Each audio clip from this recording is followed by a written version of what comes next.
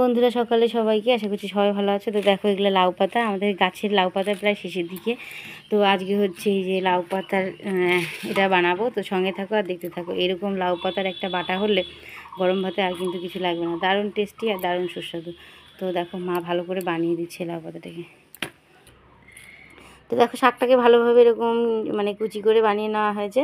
আর এখন রসুনগুলো ছুলছি। তো বুঝতেই পারছো এটা কী হবে। এটা কিন্তু একটা দুর্দান্ত পুরোনো দিনের স্বাদ পাবে এইভাবে বাটাটা করলে। তো সঙ্গে থাকো আর পুরো ভিডিওটা দেখতে থাকো, কেউ স্কিপ করো না। এই রসুনগুলো কিন্তু দেখতে বেশ সুন্দর আর ছুলতেও তাড়াতাড়ি হয়ে যায়। এই রসুনগুলো না খুব ভালো এখন। তো দেখো শাকটাকে ভালোভাবে ধুয়ে নিচ্ছি আগে।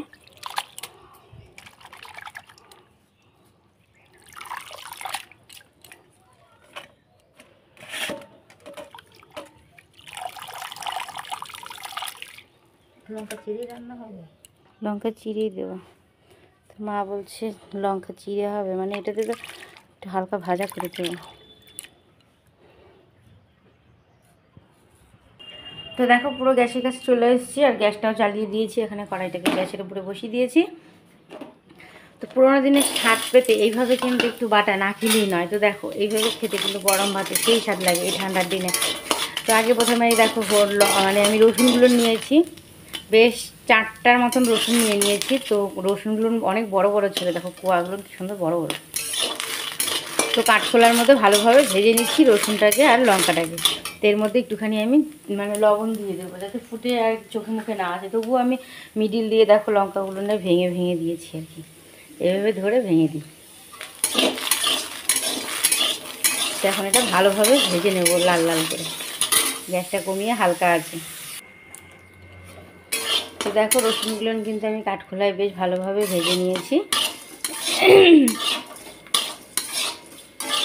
তো এখন নামিয়ে নেব। তো রসুনটা তো বেশ ভাজা ভাজা হওয়ার দিকে হয়ে গেছে। তো এখন এই দেখো কালো জিরাটা দিয়ে দিচ্ছি। তো তোমরা চাইলে এর মধ্যে একটু ধনেপাতাও অ্যাডজাস্ট করতে পারো, বেশ কিন্তু ভালো লাগে। তো আমি দিচ্ছি না এই কারণে, কারণ আমার শাশুড়ি মা ধনেপাতার গন্ধটা না কখনোই মানে কোনো সবজিতেও পছন্দ করে না, আর বাটাটাটাও পছন্দ করে না। কিন্তু এরকম লাউ পাতার সাথে ধনেপাতাটা যদি নেওয়া যায় দারুণ লাগে খেতে। তো কালো জিরাটাও হালকা করে ভেজে নেব, কারণ বেশি ভাজবো না। চলো রসুনগুলো তুলতে থাকি। দেখো কালো জিরা কিন্তু হালকা হালকাভাবে আসছে, তো ফেলে দিচ্ছি। তো কালো জিরা আবার বেশি ভাজলে না তিতা হয়ে যায়, এর জন্য হালকা ভেজে এখন রসুনগুলো তুলতে যে কটা উঠে যাচ্ছে উঠে যায়।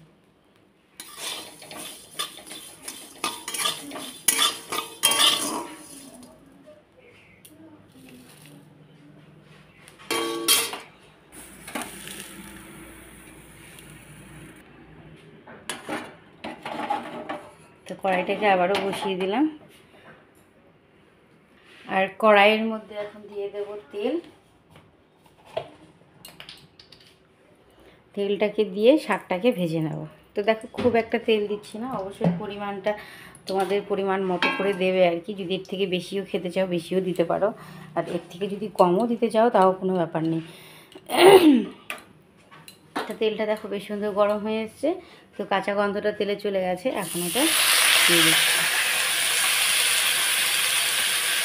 জলটাকে ভালোভাবে ঝরিয়ে নিয়ে দিচ্ছি, নাহলে ভাজা হতে অনেকটা টাইম লাগে।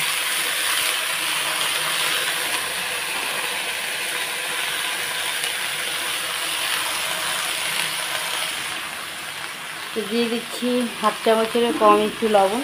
তো বন্ধুরা পুরনো দিনের স্বাদ পেতে পুরো গরম ভাতে এইরকম শীতের দিনে এইরকম বাটা খেতে কিন্তু বেশ ভালো লাগে। তো যারা এখন অবধি খাওনি অবশ্যই খেয়ে দেখবে, আশা করি সবার ভালো লাগবে। তো দেখো শাকটাকে ভালোভাবে নাড়াচাড়া করে লবণ টবণ দিয়ে এখন ভালোভাবে একটু ভেজে নেব। তো বেশ জলের মতন বেরোচ্ছে দেখো। তো এটাকে একদম এখানেই এত সুন্দর করে জল দিয়ে একদম ফিনিশ করে নিচ্ছি। চাইলে তোমরা একটু ঢাকাও দিয়ে দিতে পারো, কিন্তু ঢাকাটার কোনো ব্যাপার নেই।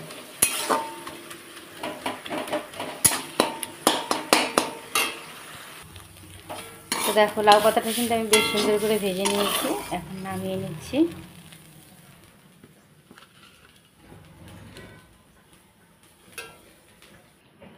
তো এটার কাজ কিন্তু এখনও শেষ হয়নি, এটা এখন শিল বাটাতে যাবে আরও। তো দেখো বেশ সুন্দর বাটাটা ধুয়ে নিয়েছি, আর এখন এই যে বাটাটা একদম কাছে নিয়ে চলে এসেছি। এখন ভালোভাবে একদম সুন্দর করে এটাকে সুন্দরভাবে বেটে নেব। তো বন্ধুরা, পুরোনো দিনের স্বাদ পেতে এইভাবে কিন্তু দারুণ লাগে খেতে। আর গরম ভাতে একবার খেয়ে দেখবে, আর কিছু লাগবে না, এত সুন্দর সুস্বাদু, সবাই খেতে পারবে। একটু যদি ঝাল কম দাও, ছোটো থেকে বড় কেউই মানে না খাওয়া না। আর এটা একদম খুব উপকারী। এই ঠান্ডার মধ্যে রসুন, কালো জিরে আর এই লাউ পাতা তো শাকের মধ্যেই পড়ে, আর এই শাক খাওয়া কিন্তু খুব ভালো। আর যেহেতু নিজেদের বাড়ির লোকাল জিনিস, দেখতেই পাচ্ছ কী সুন্দর সবুজ টকটকা, আর খুব সুন্দর সহজেই মিহি হয়ে যাচ্ছে। দেখতে পাচ্ছ কত সুন্দর লাগছে দেখতে, আর খেতেও এমনি টেস্টি হয়। তো দেখো পাতা সবগুলো বাটা হয়ে গেছে। এখন রসুনগুলো এই বাটাটা দিলে একদম ফিনিশ হবে। আর বাটা যত ফিনিশ হয় তত কিন্তু টেস্টি লাগে। আর এই বাটাটা দিলে একদম মিহি হয়ে যাবে। তারপরে রসুন আর লঙ্কা, কালো জিরাটা একসঙ্গে বেটে দেবো। তো দেখো রসুনগুলো ভালোভাবে অ্যাডজাস্ট করে নিচ্ছি দুটোর সঙ্গে,